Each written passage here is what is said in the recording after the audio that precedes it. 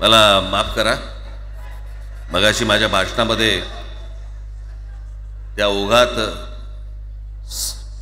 जे पक्ष या सगळ्या लढ्यामध्ये सामील झाले त्यांची नावं घ्यायला मी विसरलो.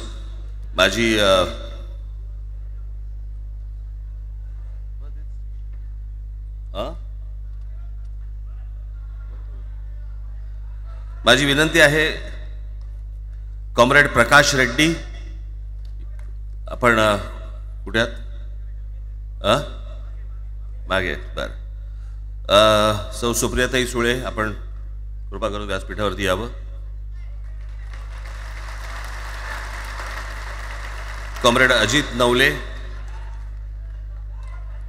जितेंद्र आव्हाड, महादेवराव जानकर, शेतकरी कामगार पक्षाचे आमचे जयंतराव कुठे गेले? मागे आहेत. बरं, आपण व्यासपीठावरती यावं सर्वांनी.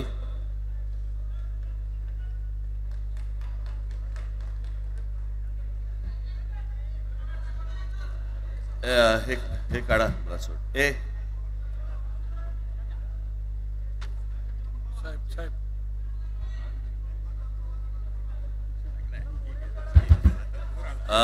मुडगेकर साहेब, आपण पण मुडगेकर साहेब, आपण वरती यावं, व्यासपीठावरती यावं.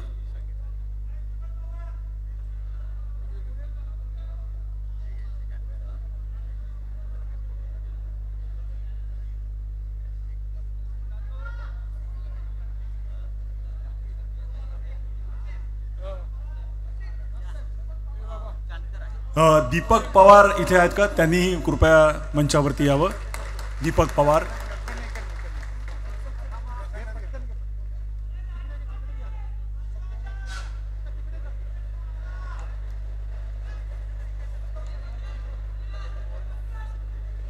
दीपक पवार इथे उपस्थित आहेत का? मागे कुठेतरी बसले असं मला कळलं.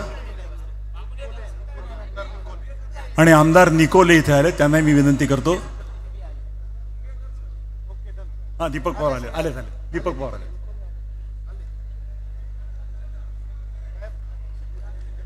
तर मंडळी, ही मी मगाशी म्हटलं तसं सुरुवात आहे.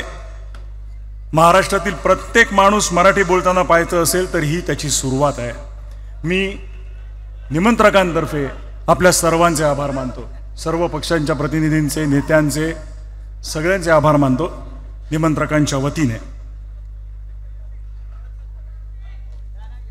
मराठी भाषेसाठी आणि मराठी माणसासाठी असेच उत्सवी दिवस येत राहोत आणि महाराष्ट्राची नेहमीच प्रगती होवो अशी सदिच्छा व्यक्त करून आणि आयोजकांचे आणि उपस्थित सर्व मराठी जनांचे आभार मानून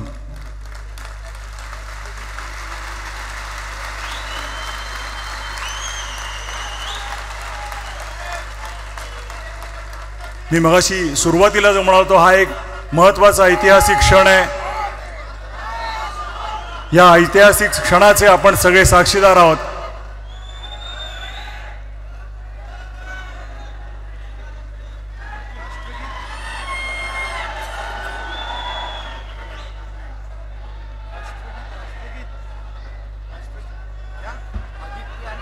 आणि माननीय आदित्य ठाकरे आणि अमित ठाकरे इकडे, त्यांनी कृपया मंचावरती यावं. आणि तेजस ठाकरे यांनी यावं.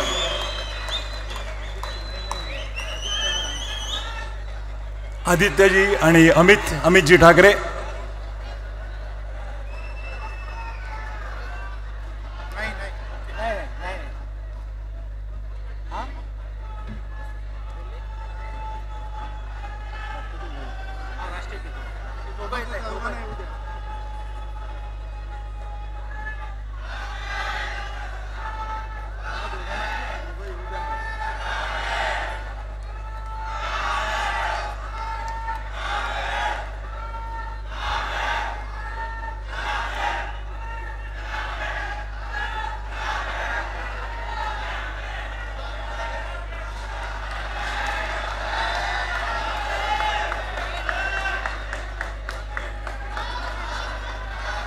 आणि हो, संजयजी राऊत इकडे उपस्थित आहेत, त्यांनी इथे यावं.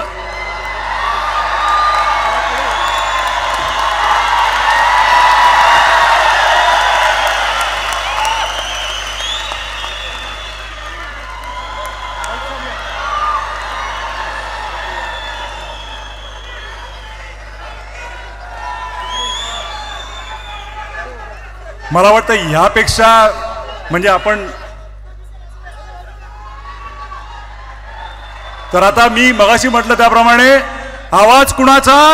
आवाज मराठीचा, आवाज मराठीचा, आवाज कुणाचा?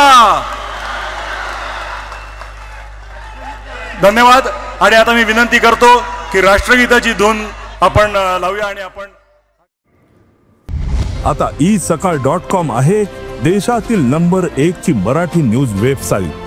प्रत्येक अपडेटसाठी isakal.com ला नक्की भेट द्या.